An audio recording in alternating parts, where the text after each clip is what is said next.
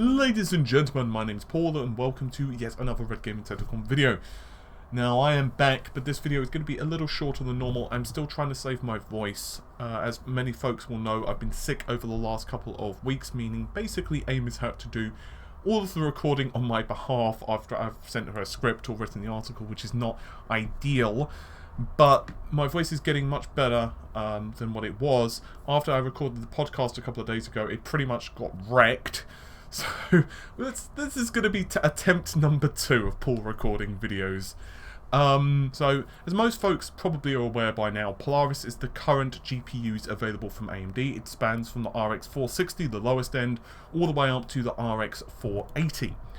But there have been quite a few murmurs regarding Vega 10, as well as Vega 11. Now, for the sake of this video, we're going to primarily be focused on Vega 10, but for folks who don't know, Vega 11 is going to be the successor, from what we understand, of Polaris.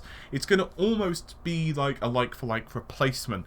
So in short, rather than having the RX 480, we'll have the RX 580, or whatever it ends up being called, and it's going to be considerably faster. For more information on that, you can check out a link in the video description. But let's focus on the dual graphics cards with the Vega 10. So Vega 10, of course, does feature high bandwidth memory too, and it's going to pack in 4096 shaders. We know that because of a series of leaks which happened via LinkedIn, and so judging from conservative clock speeds of around the 14 to 1500 megahertz using a median of around 1450, that means that the card is going to be putting out around 12 T-flops of single precision compute performance, which is a hell of a lot.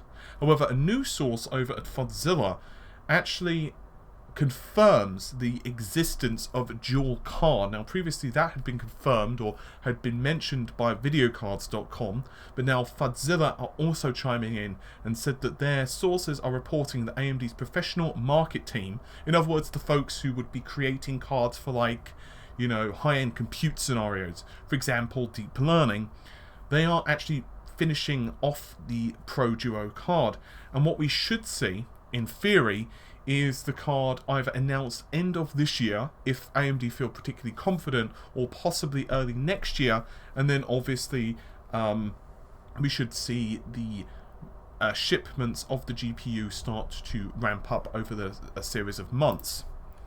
I think it goes without saying that the dual card will actually feature 2 Vega 10 GPUs, most likely 4096 shaders each, because that's typically what AMD have done with their dual cards in the past.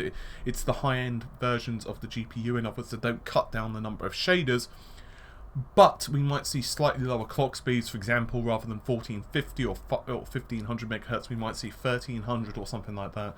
But we can tentatively say it's going to have over 20 T-flops of single precision compute performance, which is pretty damn bonkers. Now, once again, this will be aimed mostly at the professional market, so ideally it's going to be competing with the likes of the GP100 in terms of its compute performance. But what's really interesting about this is this card will also feature 32 gigabytes of high bandwidth memory too. That would be 16 gigabytes per GPU core, which is still an awful lot of memory, and in theory, in terms of single precision performance anyway, Vega 10 should beat the high-end Pascal card. That would be, once again, the GP100, because it puts out 9.3 T-flops, whereas, once again, Vega 10 is probably going to be putting out more along the lines of 12 T-flops plus. However, as regular viewers know at Red Gaming Tech, or if you're, you know, pretty familiar with technology, you can't really call a spade, and so T-flops don't necessarily equate to a higher performance across different architectures.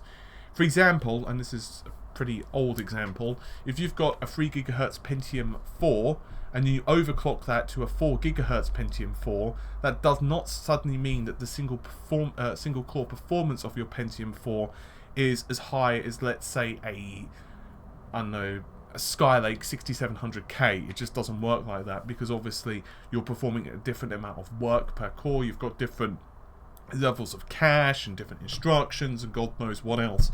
So we're going to have to wait and see just what happens with Vega, but I for one am very much looking forward to the successor of the of the high-end current AMD cards, because it means ultimately we're going to get better choices as customers for not just gaming, but also for high-end folks who want to do professional work. For example, once again, you want to do high-end graphics or deep learning or whatever else. Anyway, as I said, a bit of a shorter video, but hopefully you've enjoyed it. I'll see you soon. Take care.